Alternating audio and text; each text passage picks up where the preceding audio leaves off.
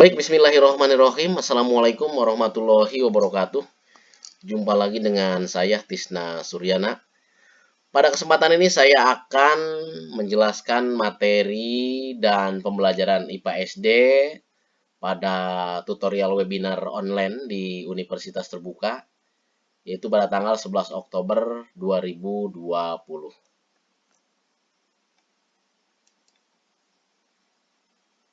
Baiklah, sebelum kita mulai perkuliahan, ya, ada baiknya biar lancar supaya kita diberkati, kita berdoa. Berdoa mulai. Robi jidni ilma, warjukni fahman, waj'alni minas solihin. Ya Allah, tambahkanlah aku ilmu. Berilah aku karunia agar dapat memahaminya, dan jadikanlah aku termasuk orang-orang yang salih. Ya. Baik, modul 3 yaitu tentang klasifikasi dan adaptasi makhluk hidup, di mana ada dua kegiatan belajar. Kegiatan belajar yang pertama yaitu klasifikasi makhluk hidup. Kompetensi umum yang harus dimiliki oleh mahasiswa setelah mempelajari modul ini adalah: yang pertama, mahasiswa dapat menerapkan konsep klasifikasi dan adaptasi makhluk hidup dalam pembelajaran IPA di SD. Kemudian kompetensi khususnya adalah yang pertama, mahasiswa mampu menjelaskan klasifikasi makhluk hidup. Yang kedua, mahasiswa mampu membedakan variasi dan klasifikasi makhluk hidup. Yang ketiga, mahasiswa dapat menemukan kriteria sebagai dasar pengelompokan organisme. Yang keempat, mahasiswa terampil mengelompokkan organisme berdasarkan kriteria tertentu. Pengantar nih ya. Di dunia tidak ada makhluk hidup yang sama persis sekalipun kembar. Itu sangat betul sekali. Ya. Jadi ada pepatah mengatakan bahwa ya orang kembar itu biasanya ibarat atau bagaikan pinang dibelah dua. Tetap masih ada perbedaan-perbedaan. Setiap makhluk hidup memiliki ciri khas yang tidak dimiliki oleh makhluk hidup lain. Ya. Coba di sini saya tampilkan yaitu anak kembar, kita analisa ya. Kelihatannya hampir mirip ya. Kita lihat hidungnya, matanya, yang lain-lainnya. Tapi ketika kita identifikasi, ketika kita periksa lebih dalam lagi, maka ini akan ada perbedaan-perbedaan di antara anak kembar ini. Begitupun variasi pada kucing. Ya.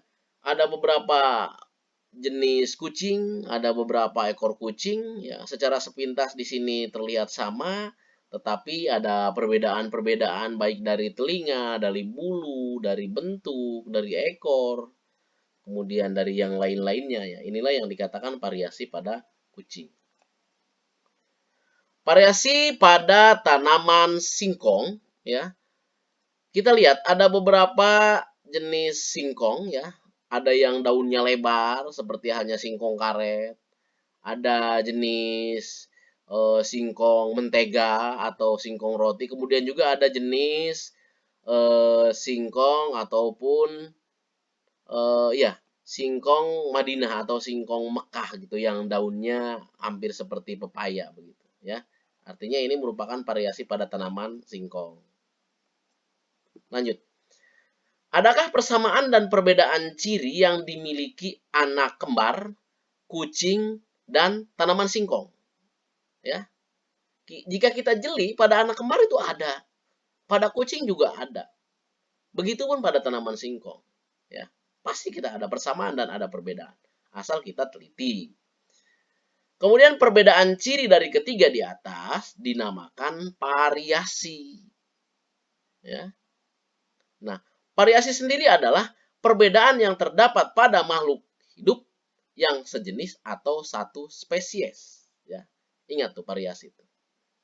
Jadi katanya, kalau kita generalisasi bahwa makhluk hidup dapat dikatakan sejenis atau satu spesies jika makhluk hidup tersebut dikawinkan sesamanya akan menghasilkan keturunan.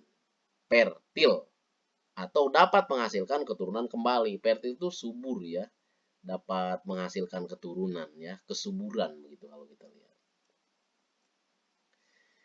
Berikutnya variasi pada hewan. Bisa kita amati pada panjang bulu, pada rambut ekor, pada warna bulu, halus kasarnya bulu. Ini variasi pada hewan. Ya, terutama pada kucing tadi yang saya munculkan di awal. Nah, bagaimana variasi pada tanaman? Misalnya pada daun, ukurannya, warnanya, bangunnya, tepinya, tulangnya, atau urat daunnya. Pada bunga bagaimana? Warnanya, kelengkapannya, bentuknya, ya. Kemudian juga aromanya barangkali. Ya kelengkapannya itu ada bunga-bunga yang lengkap, misalnya memiliki mahkota, memiliki kelopak, memiliki putik, benang sari, gitu ya. Jadi kelengkapannya di situ bisa dibandingkan. Kemudian pada batang, ada batang yang berongga, ada batang yang berkayu. Ya, berongga itu kan ada lubang-lubangnya, kalau yang berkayu mungkin padat kalau kita lihat. Nah ini ya, variasi pada tanaman. Lanjut. Perbedaan di antara berbagai jenis makhluk hidup menimbulkan keanekaragaman hayati atau keanekaragaman makhluk hidup. Nah, terjadi perbedaan pada apa? Pada bentuk, pada ukuran, struktur, warna, fungsi, dan lain-lain. Keanekaragaman itu identik dengan kebinekaan kalau pada manusia ya. Kebineka tunggal ikaan gitu kalau kaitannya dengan budaya mungkin. Ini kalau keanekaragaman hayati kaitannya dengan bervariasinya atau beragamnya hewan ataupun tanaman ya atau tumbuhan. Next. Untuk mengenal keanekaragaman pada makhluk hidup, coba lakukan ya kegiatan berikut. Yang pertama misalnya, cari hewan kupu-kupu atau belalang. Bisa diganti cari hewan jangkrik atau capung misalnya ya. Gitu. Yang kedua, amati dengan cermat ciri-ciri kupu-kupu dan belalang dengan pengamatan langsung atau melalui carta gambar. Carta gambar itu kayak model kalender saja gitu. Jadi gambar skematis dari hewan ataupun tanaman yang disitunya ada keterangan-keterangan. Misalnya kalau carta gambar ikan, ada keterangan ekor, ada keterangan insang, ada keterangan sirip dan lain sebagainya ya. Nah, berikutnya masukkan persamaan dan perbedaan yang ada pada kedua hewan dalam tabel. Ya, untuk apa? Untuk memudahkan proses identifikasi dan proses penentuan persamaan dan perbedaan. Begitu. Next. Ini saya contohkan tabel perbedaan dan persamaan kupu-kupu dengan belalang. Kolomnya ada ciri-ciri, kemudian yang sebelah sini kupu-kupu, yang sebelah sana belalang. Nah, kita bisa kan persamaannya apa, perbedaannya apa. Coba mulai dikaji persamaan jumlah sayap. Kan kalau persamaannya baik kupu-kupu ataupun belalang memiliki sayap kan, jumlahnya berapa? Coba dihitung, disuruh ke siswa, disuruh ke peserta didik begitu. Kemudian jumlah kaki, sama-sama memiliki kaki. Kaki kupu-kupu berapa, kaki belalang berapa. Jumlah segmen ya. Bagian-bagian atau apa ruas-ruas pada tubuh, baik itu pada kupu-kupu ataupun pada belalang. Kemudian perbedaannya, kita tinjau dari cara makan misalnya. Kupu-kupu makannya seperti apa, belalang juga seperti apa. Pasti ada perbedaan. Ada yang dihisap, ada yang digigit, begitu kalau kita lihat. Kemudian cara terbang. Ya, kita lihat cara terbang kupu-kupu. Kalau kupu-kupu misalnya lemah lembut. Ya, sedangkan kalau belalang ini kasar kalau terbang dia. Ya, ada lompatan-lompatan, ada lonjak-lonjakan kaki yang bagian kerasnya itu ya, yang untuk menolaknya begitu. Begitupun dan seterusnya ya, bisa diberikan tambahan-tambahan, dianalisa sehingga nanti pemikiran siswa menjadi berkembang. Ya. Banyaknya spesies, macam, atau ragam mengakibatkan kita harus membuat sebuah penggolongan atau pengklasifikasian, ya, atau penyusunan takson-takson. Makanya nanti yang dikatakan dengan klasifikasi ini sebetulnya merupakan pengelompokan makhluk hidup berdasarkan persamaan-persamaan ciri, cara hidup, tempat hidup, dan daerah penyebaran. Ya. Kemudian dikaji dalam suatu ilmu yang disebut dengan ilmu taksonomi. Apa ilmu taksonomi? Ilmu yang mempelajari tentang klasifikasi makhluk hidup. Takson, dikelompok-kelompokkan. Ya, gitu. Digolong-golongkan. Ya, agar keberadaannya jelas. Baik, tujuan klasifikasi. Ada tujuannya ini. Yang pertama, mendeskripsikan ciri-ciri makhluk hidup untuk membedakan tiap-tiap jenis agar mudah dikenal. Yang kedua, mengelompokkan makhluk hidup berdasarkan persamaan ciri. Yang ketiga, mengetahui hubungan kekerabatan antar makhluk hidup. Yang keempat, mempelajari evolusi makhluk hidup atas dasar kekerabatannya. Ya, biasanya Darwin yang mempelajari tentang evolusi, ya. Charles Darwin terkenal dengan teori evolusinya. Manfaat klasifikasi. 1. Mempermudah bahan studi untuk dipahami. Yang kedua, dapat menjelaskan ciri khusus maupun ciri umum dari makhluk hidup. Coba kita lihat yang ketiga. Mempermudah dalam membedakan dari setiap jenis makhluk hidup. Yang keempat, dapat mengetahui kekerabatan serta sejarah dari evolusi makhluk hidup tersebut. Yang kelima, dapat mengetahui kekerabatan antar makhluk hidup. Next. Macam-macam sistem klasifikasi. Ada 3. Sistem klasifikasi alami, klasifikasi sistem buatan, dan klasifikasi sistem filogenik atau filogenetik. Untuk lebih memahaminya, coba kita lihat. Apa sih sistem klasifikasi buatan atau artifisial? Ya, ini tokohnya ini adalah Aristoteles dan Carolus Linnaeus. Pahamnya, ya, jadi pendapatnya terkait dengan klasifikasi yang menggunakan 1 atau 2 ciri yang mudah diamati yang ada pada makhluk hidup. Bagaimana kalau kita bandingkan dengan sistem alami? Siapa tokohnya yang merintisnya? Ini adalah Michael Adam dan Jean-Baptiste Delamarck. Pemahamannya, pemikirannya, terbentuknya kelompok takson yang terjadi secara alamiah atau sewajarnya seperti yang dikehendaki oleh alam. Berikutnya yang ketiga, sistem filogenetik. Tokohnya siapa ini? Charles Darwin. Sistem filogenetik disusun berdasarkan jauh dekatnya kekerabatan, ya, antara takson yang satu dengan takson yang lainnya.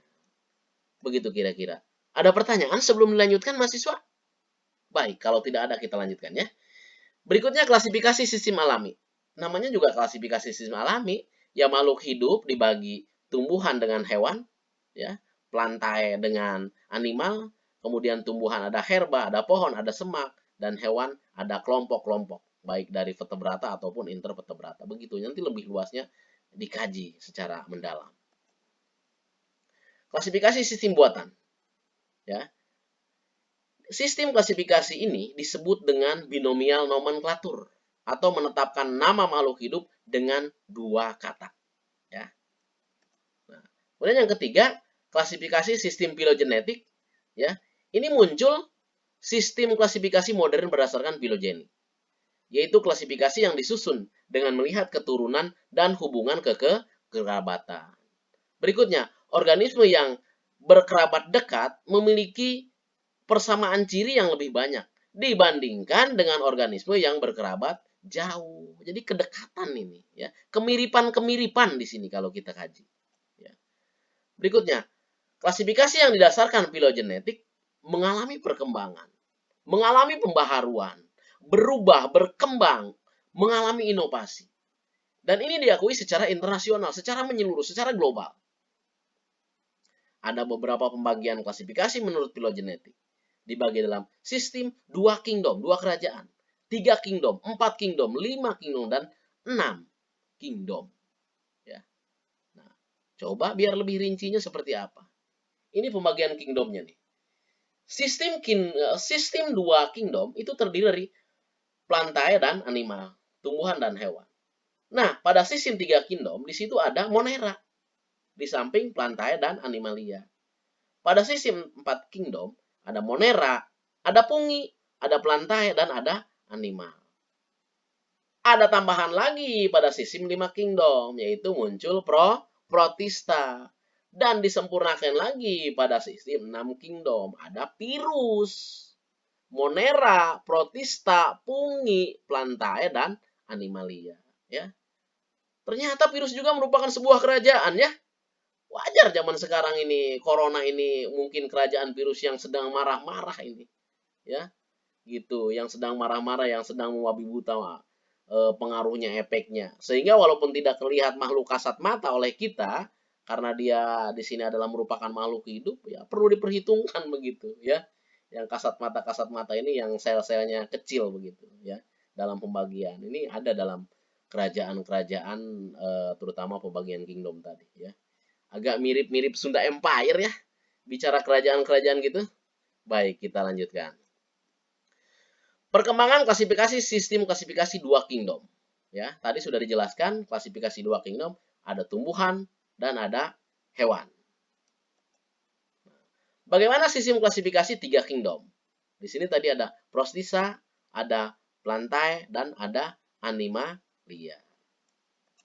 Next, untuk sistem klasifikasi 4 kingdom, menurut Herbert F. Copeland 1938, ada Monera, bisa gitu, ada Protista, ada Plantae, dan ada Animalia. 4 kerajaan ya, 4 kerajaan.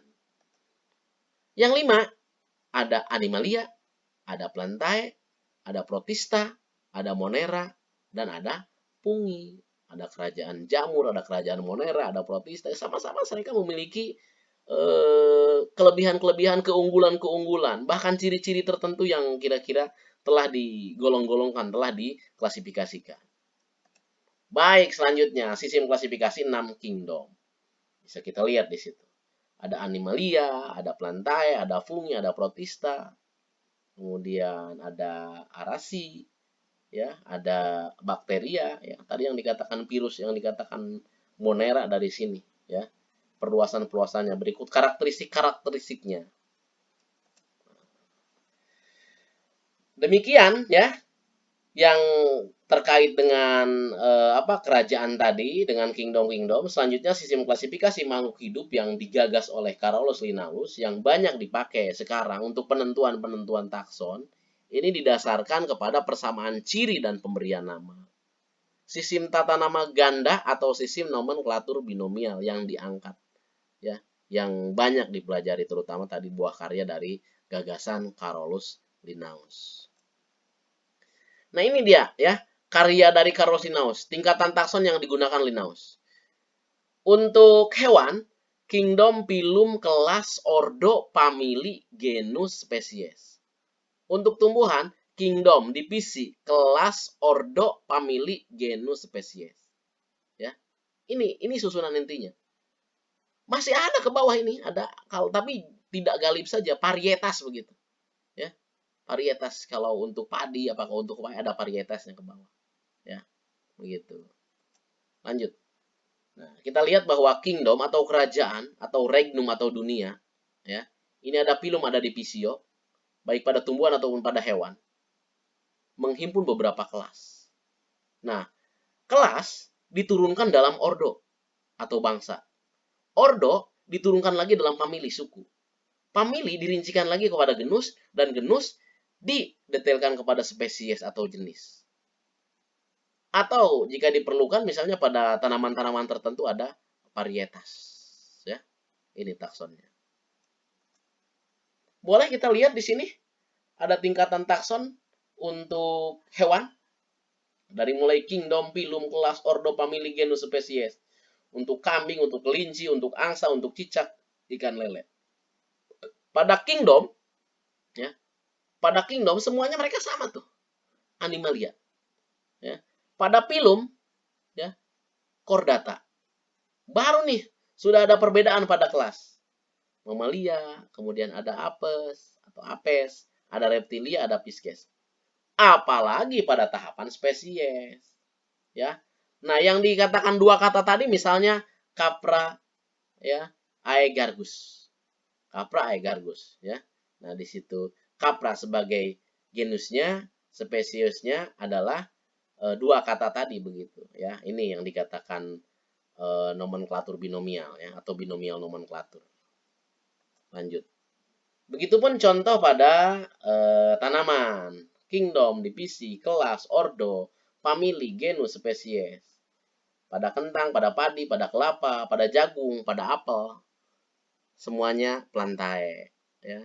Semakin ke bawah semakin banyak-banyak perbedaan. Ya. Banyak-banyak tipikalnya, ya, spesiesnya, jenisnya begitu. Ya. Nah, inilah ya yang dikatakan dengan susunan takson tadi. Next. Berikutnya kita lanjutkan pada kunci determinasi. Ya. Kunci determinasi atau kunci identifikasi adalah daftar yang memuat sejumlah keterangan tentang suatu makhluk hidup untuk menentukan suatu makhluk hidup ke dalam kelompok tertentu. Ya kalau keterangan-keterangan yang memuat makhluk hidup tentang hewan berarti kunci determinasi hewan. Kalau yang memuat tentang tanaman atau tumbuhan, kunci determinasi tumbuhan. Jadi kalau kita misalnya melakukan kegiatan observasi ya atau penelitian terkait dengan mau mengidentifikasi tanaman, mau menginventarisasi tanaman, jadi kita harus menggunakan kunci determinasi. Keterangan-keterangannya ada di situ. Baik tumbuhan yang sudah ada atau tanaman yang belum diketemukan, yang belum ada di buku determinasi. Bisa jadi kalau belum ada kunci determinasinya, tanaman itu tanaman baru kita yang menemukan misalnya. Ya kita berhak memberikan nama. Hak paten nama ada pada kita. Termasuk juga penyusunan-penyusunan takson-takson yang lainnya gitu ya. Tergantung kepada dia termasuk kepada pengelompokan apa gitu, ya.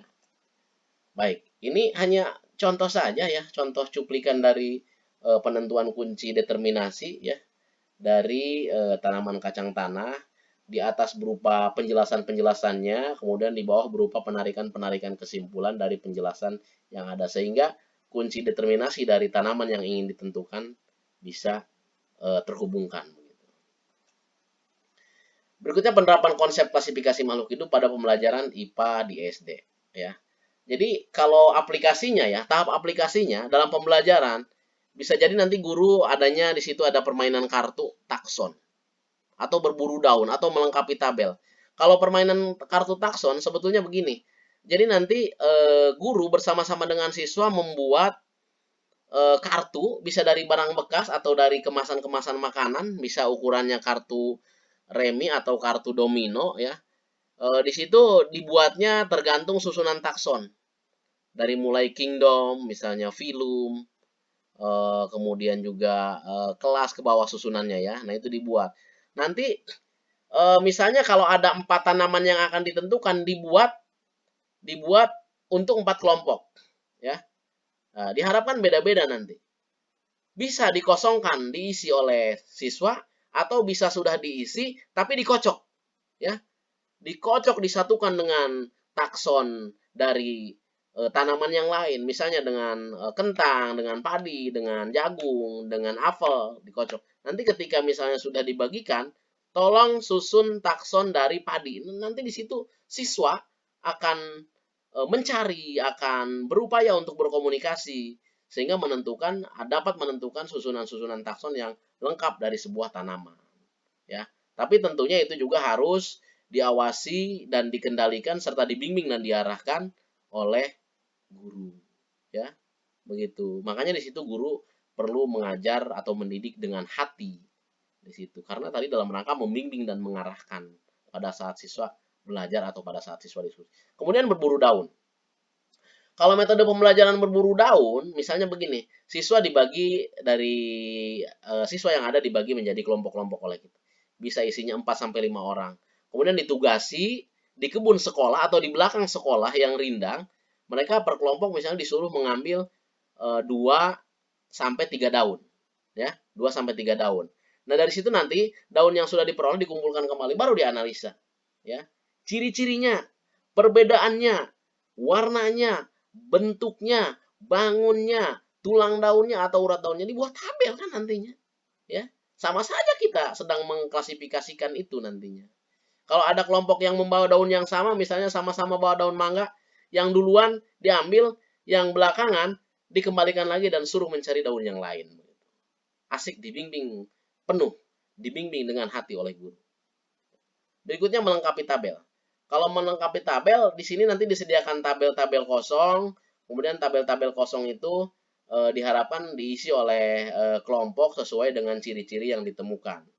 Misalnya begini, saya contohkan. Ya. Di sini ada nomor 1, 2, 3, nama hewan atau hewan dikosongkan begitu. Ciri-ciri khusus juga dikosongkan, kemudian ciri-ciri habitat juga dikosongkan. Ketika misalnya siswa nomor 1 dia menemukan capung, ciri-cirinya apa? Bisa terbang misalnya. ya, bisa terbang. Kemudian apalagi dari ciri-ciri itu? Nah, ciri-ciri habitatnya hidup di udara misalnya, ya, gitu. Atau hidup di apa misalnya di pepohonan, di tanaman-tanaman begitu, tetap terbangnya itu, begitu. Nah, ini kalau dicontohkan katak, hewan katak, ciri-ciri khususnya hidup di air dan hidup di darat, memiliki lidah yang panjang, melompat-lompat, ya.